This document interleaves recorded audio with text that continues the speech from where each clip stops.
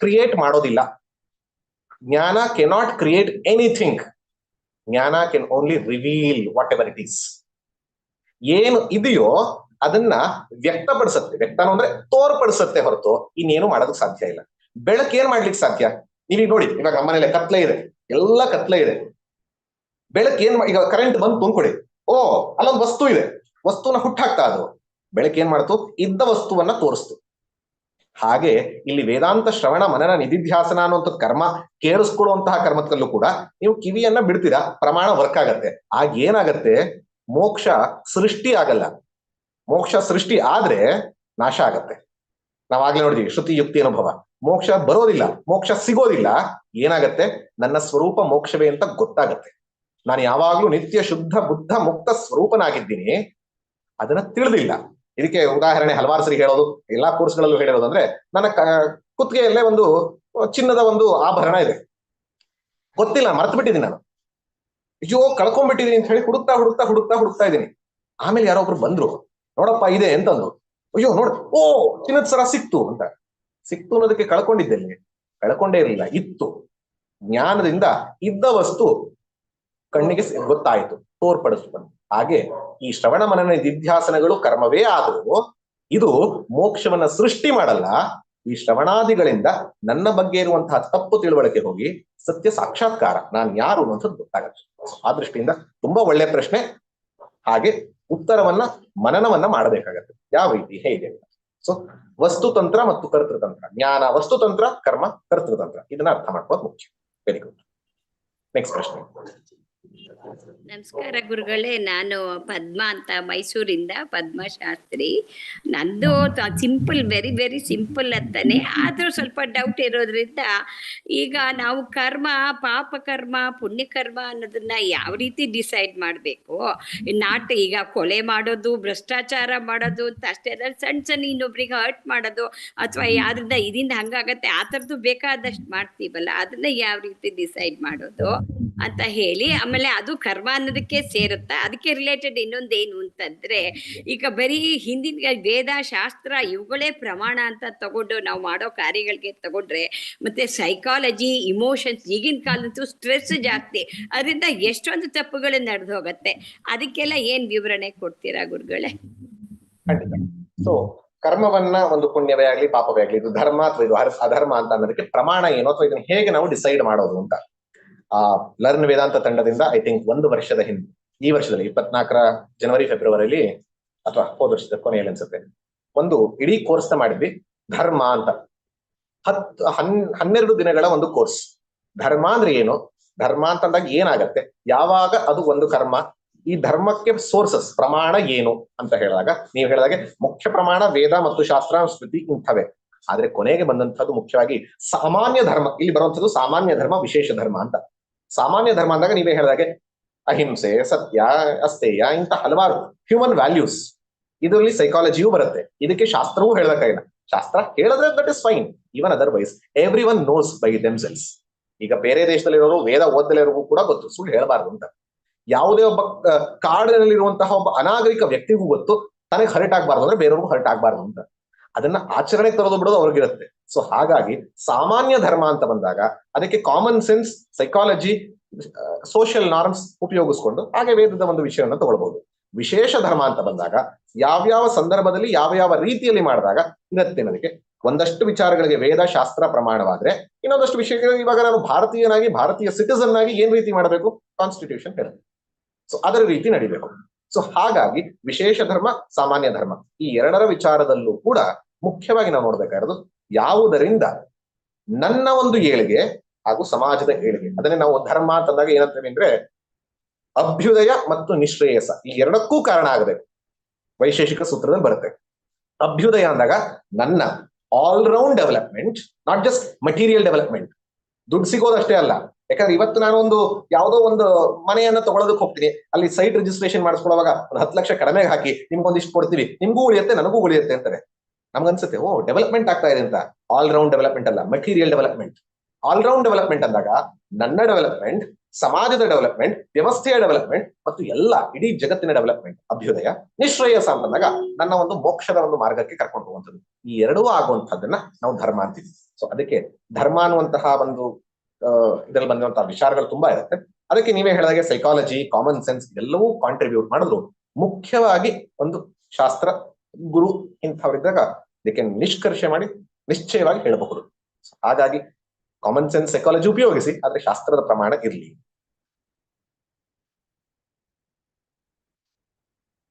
Next ಪ್ರಶ್ನೆ ಯಾವ್ದಾದ್ರು ಇದೆಯಾ? ಒಂದ್ ಅಥವಾ ಎರಡು ಯೂಟ್ಯೂಬ್ ನಲ್ಲಿ ಯಾವ್ದಾದ್ರು ಇದ್ರೆ. ನಮಸ್ತೆ ಶ್ರೀ ಗುರು. ಈಗ ಈ ದಿನ ತಿಳಿಸುವಾಗ ಕರ್ಮ, ಇದರ ಫಲಗಳು ದೃಷ್ಟ ಫಲ, ವಿಸಿಬಲ್, ಈಗ ಅನುಭವಿಸುವಂತದ್ದು, ಅದೃಷ್ಟ ಫಲ, ಇನ್ವಿಸಿಬಲ್ ಅಂತ ತಿಳಿಸಿದ್ರಿ. ಈ ಅದೃಷ್ಟ ಫಲ ಯಾವಾಗ ಬರ್ಬೋದು, ಈ ಜನ್ಮದಲ್ಲ ಇನ್ನೊಂದ್ ಜನ್ಮದಲ್ಲ, ಇದನ್ನ ನಿರ್ಧರಿಸುವ ಅಂಶ ಏನಾದ್ರು ಇದೆಯಾ, ತಿಳ್ಕೊಳ್ಬಹುದಾ? ಇವತ್ತು ಹೇಳ್ದಂಥದ್ದು ಖಂಡಿತ ನಮ್ಗೆ ಅದೆಲ್ಲ ಕುತೂಹಲ ಇರುತ್ತೆ. ಬಟ್ ಅದನ್ನೇ ಇವತ್ತು ಈಶ್ವರಾಜ್ಞೆಯ ಪ್ರಾಪ್ಯತೆ ಅಥವಾ ಕರ್ತರಾಜ್ಞೆಯ ಪ್ರಾಪ್ಯತೆ ಫಲಂ ಅಂತ ಹೇಳಿರೋದು. ಏನಂದ್ರೆ ಈ ಫಲ ನೀವೇ ಹೇಳಿದಾಗೆ ದೃಷ್ಟ ಅದೃಷ್ಟ. ದೃಷ್ಟ ಅಂತಂದಾಗ ನನಗೆ ಈಗಲೇ ಸಿಕ್ಕುವಂಥದ್ದು, ಅದೃಷ್ಟ ಅಂದಾಗ ನನಗೆ ಸಿಕ್ಕದಲ್ಲೇ ಇರುವಂಥದ್ದು. ಉದಾಹರಣೆಗೆ ಹಲವಾರು ವೈದಿಕ ಕರ್ಮಗಳು ಕೂಡ ಈಗಲೇ ದೃಷ್ಟದಲ್ಲೇ ಸಿಗತ್ತೆ, ಈ ಕ್ಷಣದಲ್ಲೇ ಸಿಗಬಹುದು. ಒಂದು ಈಗ ಉದಾಹರಣೆಗೆ ಪುತ್ರಕಾಮೇಷ್ಟಿ ಯಾಗ ಮಾಡ್ತೀನಿ, ಪುಣ್ಯ ಬರುತ್ತೆ. ಫಲ ಯಾವಾಗ ಬರುತ್ತೆ? ಮಗು ಯಾವಾಗ ಆಗ್ಬೇಕು? ಮುಂದಿನ ಜನ್ಮದಲ್ಲಿ ಆಗ್ಬೇಕಾ? ಇಲ್ಲ, ನನಗೆ ಈ ಜನ್ಮದಲ್ಲಿ ಬೇಕು ಅಂತ ಮಾಡಿರೋದು. ಅಶ್ವಮೇಧ ಯಾಗ ಮಾಡ್ತೀನಿ, ಯಾವಾಗ ನನಗೆ ಶತ್ರುನಾಶವಾಗಿ ರಾಜ್ಯವನ್ನ ಸಂಪಾದನೆ ಮಾಡಬೇಕು? ಈ ಜನ್ಮದಲ್ಲಿ, ಇನ್ಯಾವಾಗ್ಲೂ ಅಲ್ಲ. ಹಾಗಾಗಿ ದೃಷ್ಟಫಲವೇ, ಆದ್ರೆ ಪೋಸ್ಟ್ ಪೋನ್ಡ್ ದೃಷ್ಟಫಲ, ಈ ಕ್ಷಣಕ್ಕೆ ಅಂತಲ್ಲದೆ. ಯಾಕೆ ಮಗು ಆ ಕ್ಷಣಕ್ಕೆ ಕೈಗೆ ತಂದು ಕೊಡೋದಲ್ಲ. ಅದು ಮಗು ಆಗ್ಬೇಕು ಒಂದು ಪ್ರೊಸೀಜರ್ ಬೇಕಾಗ್ತದೆ, ರಾಜ್ಯ ಸಿಕ್ಬೇಕು ಅಂದ್ರೆ ಅದಕ್ಕೊಂದು ಪ್ರೊಸೀಜರ್ ಇರುತ್ತೆ. ಸೊ ಹಾಗಾಗಿ ಅದಕ್ಕೆ ಒಂದು ಅದೃಷ್ಟ ಫಲ. ಆದ್ರೆ ಕೆಲವು ಅದೃಷ್ಟ ಫಲಗಳು ಈ ಜನ್ಮದಲ್ಲೇ ಮುಂದಕ್ಕೂ ಆಗಬಹುದು. ಈಗ ಉದಾಹರಣೆಗೆ ನಾವು ಯಾರಿಗೊಬ್ಬರಿಗೆ ಸಹಾಯ ಮಾಡ್ತೀವಿ, ಪುಣ್ಯ ಬಂತು.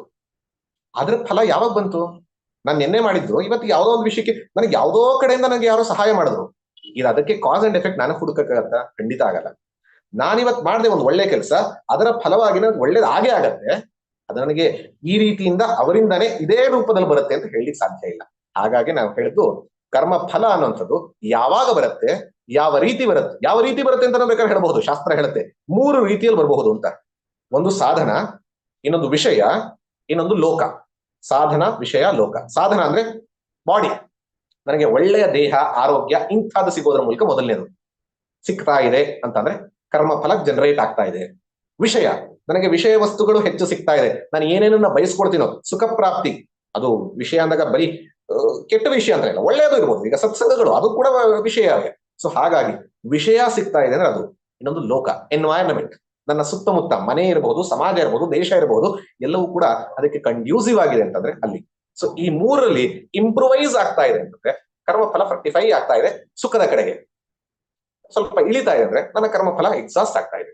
ಸೊ ಹಾಗಾಗಿ ಪ್ಯಾರಾಮೀಟರ್ಸ್ ಗಳು ಹೇಳ್ಬೋದೇ ಹೊರತು ಯಾವಾಗ ಹೇಗೆ ಅಂತ ಹೇಳಕ್ಕಾಗಲ್ಲ. ಅದಕ್ಕೆ ಕರ್ತೃರಾಜ್ಞೆಯ ಪ್ರಾಪ್ಯತೆ ಫಲ. ಇದಕ್ಕೆ ಪರಮಾತ್ಮ ಯಾವತ್ತೂ ಕೂಡ ಹೇಗೆ ಅಂದ್ರೆ ಮಂಕುತಿಮ್ಮನ ಕಗ್ಗದಲ್ಲಿ ಇವರು DVG ಹೇಳ್ತಾರೆ, ಸೂರ್ಯ ಹುಟ್ಟುವಾಗ ಅವನು ತಮಟೆ ಬಾರಿಸ್ಕೊಂಡ್ ಬರೋದಿಲ್ಲ, ಗಾಳಿ ಹೋಗುವಾಗ ಯಾವ್ದು ಕೂಡ ದೊಡ್ಡ ವಿಷಯವನ್ನ ಹೇಳ್ಕೊಂಡ್ ಮಾಡಲ್ಲ, ನಾನು ಮಾತ್ರ ಸಣ್ಣದನ್ನ ಮಾಡುವಾಗ ಎಲ್ಲವನ್ನ ಹೇಳ್ತೀನಲ್ಲ, ಹೊಲಿ ನಿನ್ನ ತುಟಿಗಳನ್ನು ಮಂಕುತಿಮ್ಮ ಅಂತ. ನಾವು ಸಣ್ಣದನ್ನ ಮಾಡೋದು ಹೇಳ್ತೀವಿ, ಆದ್ರೆ ಪರಮಾತ್ಮ ಹೇಗೆ ಗೊತ್ತಾ, ಎಲ್ಲವನ್ನ ಮಾಡೋದು ಕೂಡ ಯಾವುದನ್ನು ಕೂಡ ನಾನ್ ಮಾಡಿದೆ ಅಂತ ತೋರಿಸಲು. ಇದನ್ನ ತೋರ್ಸಕ್ಕೆ ಪುರಾಣದಲ್ಲಿ ಬರೋ ಕಥೆಗಳನ್ನು ಇದನ್ನ ಹೇಳೋದಕ್ಕೆ ಇರೋದು. ಕೃಷ್ಣ ಮತ್ತು ಸುಧಾಮನ ಕಥೆ ನಮ್ಗೆಲ್ಲರಿಗೂ ಗೊತ್ತು. ಸುಧಾಮ ಬರ್ತಾನೆ, ಅವಲಕ್ಕಿ ಕೊಡ್ತಾರೆ, ಮನೆಗೆ ಹೋಗಿ ನೋಡ್ತಾರೆ, ಅದ್ಭುತವಾದಂತಹ ಬಂಗ್ಲೆ ಬಂದಿರುತ್ತೆ, ಕಥೆ. ಇಲ್ಲಿ ನಾವು ಅನ್ಕೊಳ್ಳೋದು ಭಕ್ತಿಯಲ್ಲಿ ಇರುವಂತವ್ರು ಎಲ್ಲ ಹೇಳ್ತಾರೆ ಅಂದ್ರೆ ಪರಮಾತ್ಮನಿಗೆ ಒಂದು ಹಿಡಿ ಅಕ್ಕಿ ಕೊಟ್ಟಿದ್ದಕ್ಕೆ ನೋಡಿ ಇಷ್ಟೆಲ್ಲ ಸಿಕ್ತು ಅಂತ. ಆದ್ರೆ ತಿಳ್ಕೊಳ್ಬೇಕಾದ್ರು ಅವಲಕ್ಕಿ ಕೊಟ್ಟಿದ್ದಕ್ಕೆ ಸಿಕ್ಕಿದ್ದಲ್ಲ. ಅವಲಕ್ಕಿ ಕೊಟ್ಟಿದ್ದಕ್ಕೆ ಅಲ್ಲಿ ಆತಿಥ್ಯ ಸಿಕ್ತು, ರಾಜೋಪಚಾರ ಸಿಕ್ತು, ಚೆನ್ನಾಗಿ ನೋಡ್ಕೊಂಡ. ವಾಪಸ್ ಬಂದಾಗ ಏನಕ್ಕೆ ಆಗಿತ್ತು ಅಂದ್ರೆ ಇಡೀ ಜೀವನವನ್ನ ಧರ್ಮ ರೀತಿಯಲ್ಲಿ ನಡೆಸ್ತಾನೆ. ಪುರಾಣದಲ್ಲೇ ಬರುತ್ತೆ ಅವನು ಯಾವ ರೀತಿ ಜೀವನವನ್ನ ನಡೆಸ್ದ, ಯಾವ ರೀತಿ ಯಾರವರೆಗೂ ಕೂಡ ಕೈ ಚಾಚಿದೆ, ಯಾವತ್ತೂ ಕೂಡ ನಿತ್ಯ ಕರ್ಮಗಳನ್ನ ಮಾಡ್ತಾ ಸಮಾಜಕ್ಕೆ ಒಳತಾಗ ಮಾಡ್ತಿದ್ದ. ಆದ್ರೂ ಕೂಡ ಅವನ ಒಂದು ಸಿಚುವೇಶನ್ ಆಗಿತ್ತು. ಅದನ್ನ ತಿಳಿದಂತಹ ಪರಮಾತ್ಮನಾಗಿದ್ದಂತಹ ಕೃಷ್ಣ ಕರ್ಮ ಫಲದಾತನಾಗಿ ಫ್ರಕ್ಟಿಫೈ ಮಾಡ್ತಾನೆ. ಸೊ ಕರ್ಮಕ್ಕೆ ತಕ್ಕದಂತ ಫಲ ಅವದನ್ನ ಕೇಳ್ಕೊಂಡು ಬಂದಿರಲಿಲ್ಲ, ನನಗೆ ಬಂಗಲೇ ಬೇಕು ಇದು ಯಾವುದನ್ನು ಕೇಳ್ಕೊಂಡು ಬಂದಿಲ್ಲ ಅವನು. ಆದ್ರೆ ಫಲ ಫ್ರಕ್ಟಿಫೈ ಆಯ್ತು.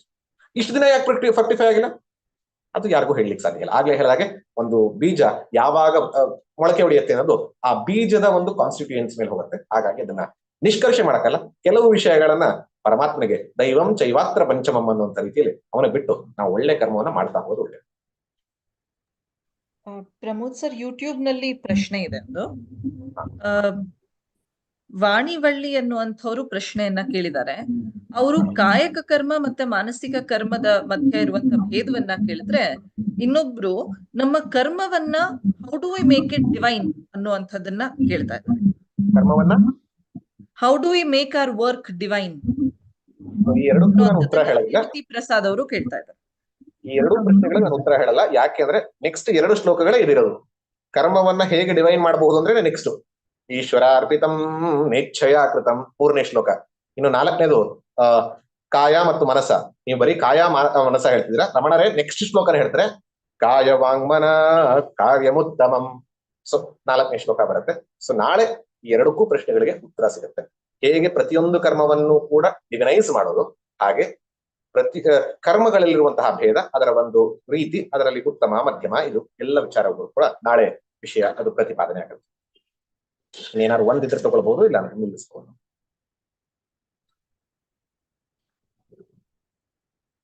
ಯಾವ್ದಾದ್ರು ಪ್ರಶ್ನೆ ಇದೆಯಾ ಸ್ನೇಹ?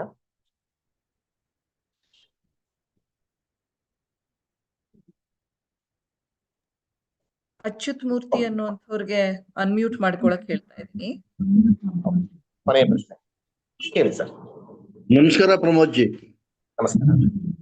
ನಾನು ಅಚ್ಯುತ್ ಮೂರ್ತಿ ಅಂತ ದಾವಣಗೆರೆಯಿಂದ ಮಾತಾಡ್ತಾ ಇದ್ದೀನಿ. ನನ್ನ ಪ್ರಶ್ನೆ ಏನಪ್ಪಾ ಅಂದ್ರೆ, ಯಾವುದೇ ಕರ್ಮ ಮಾಡಿದ್ರು ಕೂಡ ಎಲ್ಲದಕ್ಕೂ ಫಲ ಇರುತ್ತೆ ಅಂತ ಆಗುತ್ತೆ. ಕೆಟ್ಟ ಕರ್ಮ ಮಾಡಿದ್ರೆ ಕೆಟ್ಟ ಫಲ ಬರುತ್ತೆ, ಒಳ್ಳೆ ಕರ್ಮ ಮಾಡಿದ್ರೆ ಒಳ್ಳೆ ಫಲ ಬರುತ್ತೆ. ಆದ್ರೆ ಕೆಟ್ಟ ಕರ್ಮ ಮಾಡ್ತಾ ಇರೋನು ಒಳ್ಳೆ ಕರ್ಮ ಮಾಡ್ಬೇಕಂತ ಬುದ್ಧಿ ಇದ್ದೇ ಇರುತ್ತೆ.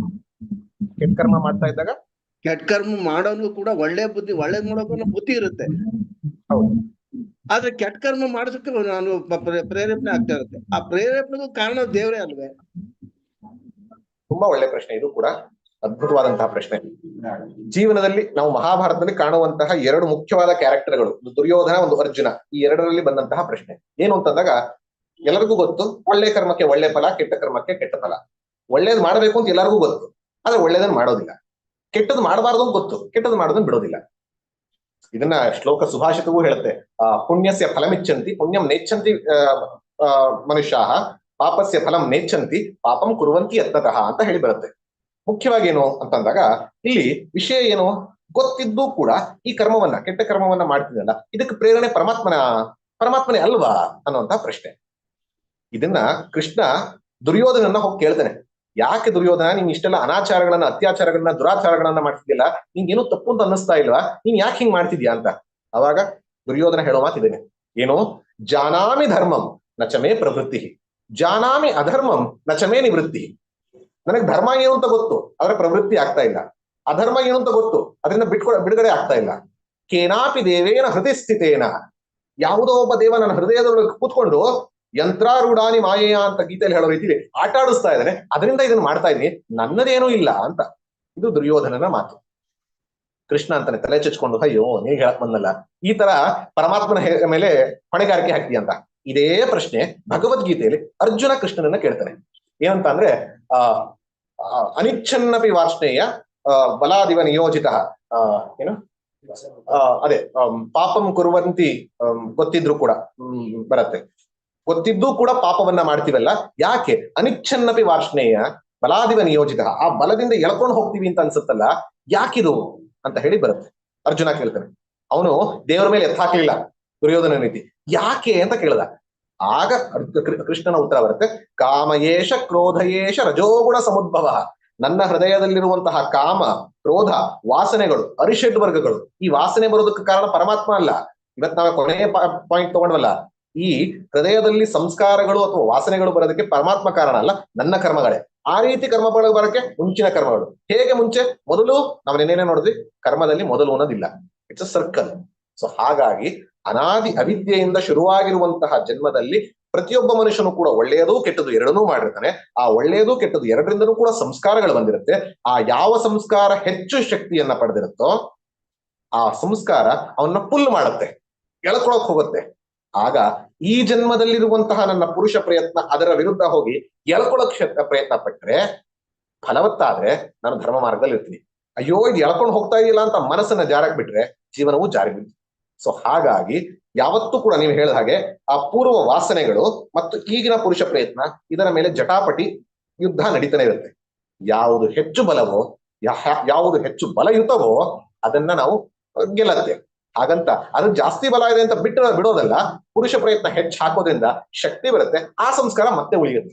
ನಾವು ತಪ್ಪಿ ಈ ಪ್ರಯತ್ನದಲ್ಲಿ ಸೋತ್ರು, ಈ ಪ್ರಯತ್ನದಲ್ಲಿ ಸೋಲುವಾಗ ಮಾಡಿರುವಂತ ಎಫರ್ಟ್ ಇಂದ ಸಂಸ್ಕಾರ ಉಳಿದಿರುತ್ತೆ, ಮುಂದಿನ ಒಂದು ಕೆಲಸ ಮಾಡೋದಕ್ಕೆ ಮತ್ತೆ ಶಕ್ತಿ ಬರುತ್ತೆ. ಸೊ ಹಾಗಾಗಿ ಮುಖ್ಯವಾಗಿ ತಿಳಿಯುವಂಥದ್ದು, ನನ್ನ ಒಂದು ಕರ್ಮಗಳು ಪಾಪವನ್ನ ಮಾಡಲಿಕ್ಕೆ ಪರಮಾತ್ಮ ಕಾರಣ ಅಲ್ಲ, ಅದಕ್ಕೆ ನಾನೇ ಹೊಣೆಗಾರಿಕೆ. ಯಾವ ರೀತಿ? ನನ್ನ ಒಂದು ಇಚ್ಛಾದ್ವೇಷಗಳಿಂದ, ಕಾಮ ಕ್ರೋಧಾದಿಗಳಿಂದ, ನನ್ನ ಪೂರ್ವ ವಾಸನೆಗಳಿಂದ. ಪರಮಾತ್ಮ ಏನು? ಬೆಳಕಿನ ರೀತಿ.